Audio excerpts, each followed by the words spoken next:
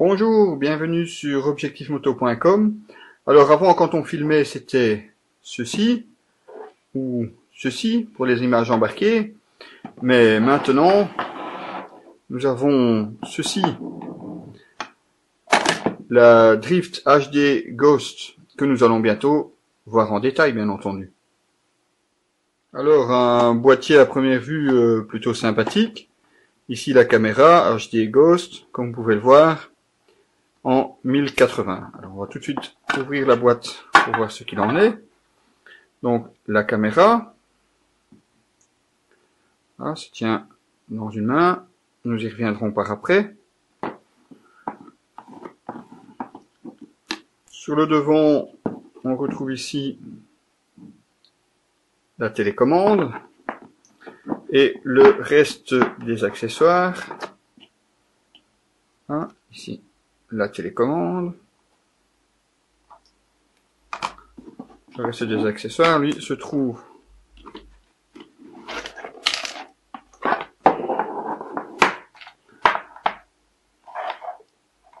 sous la boîte. On trouvera évidemment la batterie, la nôtre est déjà dans la caméra. Ici, possibilité de l'accrocher, par exemple, sur des lanières de lunettes de cross ou lunettes de ski, éventuellement. Un dos complètement étanche. Sur la caméra, nous avons placé celui qui était fourni dans la boîte avec les ouvertures USB et prise micro. Et oui, parce qu'il y a déjà une prise micro sur la caméra. Une fixation à coller plate. Une autre courbe, que ce soit pour le carénage ou pour le casque. Un velcro pour la télécommande ou éventuellement pour la caméra. Une petite rallonge pour la prise micro. C'est toujours pratique si on veut rallonger un peu le fil du micro.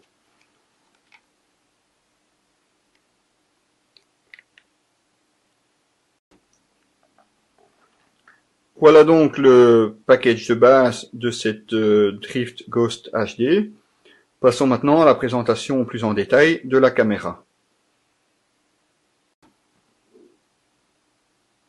Aussi fourni dans la boîte, évidemment, ce clip universel qu'on peut simplement placer ici à la place d'un trépied.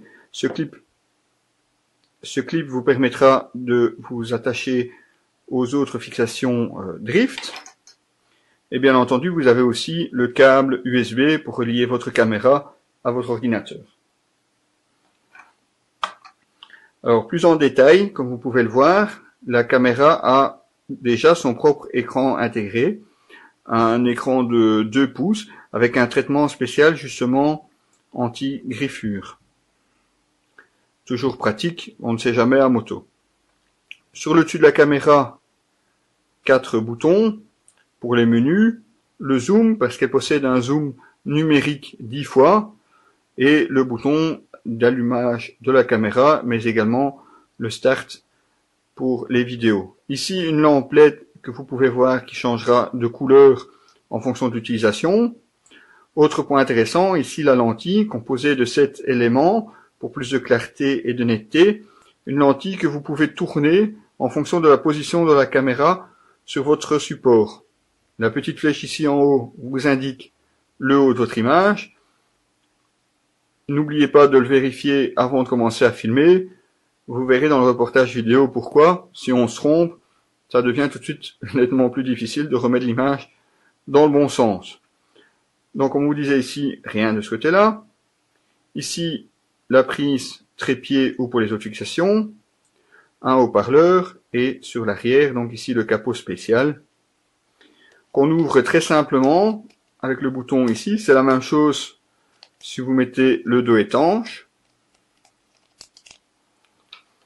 Et qu'est-ce qu'on retrouve ici en dessous? Donc la prise USB, la prise micro, forcément. Ici, une prise HDMI, un emplacement pour carte mémoire. Et ici dessous, la batterie. Donc vous pouvez voir, très facile de changer la batterie quelquefois que l'autonomie ne serait pas suffisante. au passage, cette batterie est une batterie de 1700 mAh, une lithium-ion évidemment. Si on compare à d'autres concurrents, d'autres n'en sont encore qu'à des batteries juste de 1000 ou 1050 mAh. Donc vraiment une très très grande autonomie pour cette drift. Côté carte SD, vous pourrez monter donc une micro SD, vous pourrez aller jusqu'à une carte de 32 Go, prévoyez-en peut-être plusieurs. La haute définition est assez gourmande en espace mémoire.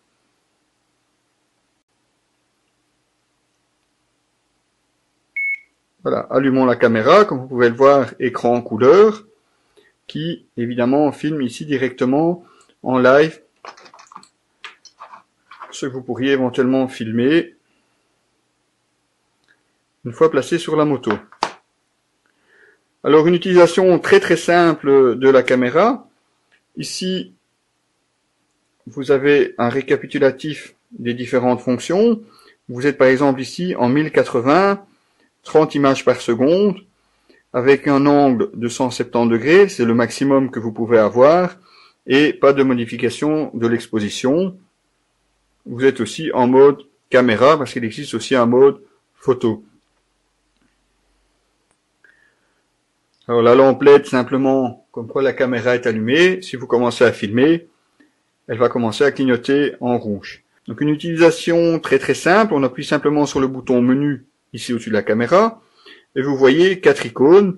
Donc la première, simplement pour choisir le mode de fonctionnement, le deuxième, la lecture, les réglages des différents modes, et les réglages généraux de la caméra.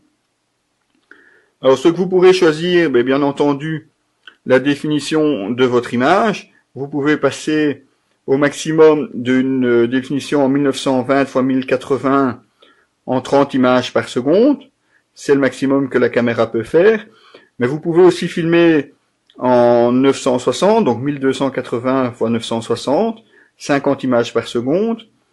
En 1280 x 720, c'était la qualité que nous utilisions jusqu'ici pour les vidéos précédentes. Là, vous pouvez monter jusqu'à 60 images par seconde. On était limité à 30 sur les précédentes caméras. Et vous pourrez même monter jusqu'à 120 images par seconde si vous réduisez encore la capacité ou la définition en passant en VGA, donc en 848 x 480. Vous verrez dans le reportage vidéo les différents modes. Le 1080 est assez bluffant de réalisme. Alors la lentille, comme on vous le disait, 7 éléments. Vous pouvez la tourner sur 300 degrés. On ne sait pas faire tout le tour non plus. Possibilité via les réglages des menus de changer l'angle de 170 degrés à 127 voire 90 degrés. Vous verrez que 170 degrés, c'est vraiment très très large.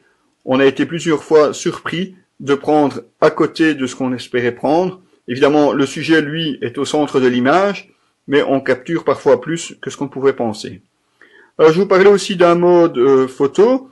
Vous avez un mode photo qui vous permet de prendre des photos simples de 11, 8 ou 5 mégapixels, mais également un mode rafale. Je vous laisse consulter l'article pour tous les détails, mais vous avez un mode rafale et un mode time-lapse qu'on appelle, c'est-à-dire un mode qui va prendre des photos à intervalles réguliers. Alors, si vous n'utilisez pas ici la prise micro, évidemment, vous avez un micro incorporé à la caméra, micro que vous pouvez également paramétrer avec une fonction pour réduire justement les bruits de fond et tous les bruits indésirables. À vous de voir la meilleure solution. Évidemment, si vous utilisez le micro, c'est lui qui est prioritaire et le son capturé par le micro sera celui enregistré. C'est une prise simplement 3,5 mm, prise classique pour les micros. Alors, s'il n'y a pas de coffret, comme vous pourriez par exemple le voir chez son concurrent GoPro, c'est simplement parce que la caméra est telle qu'elle, évidemment avec le dos fermé, étanche à 3 mètres. Alors 3 mètres, il y en a certains qui pourraient dire que c'est pas beaucoup. Avouez qu'à moto, ça devient difficile d'aller en dessous de 3 mètres à moto. Alors la Drift possède aussi une connexion Wi-Fi qui vous permet de vous connecter à votre smartphone ou à votre tablette. Les fonctions sous Android ne sont pour le moment pas toutes accessibles.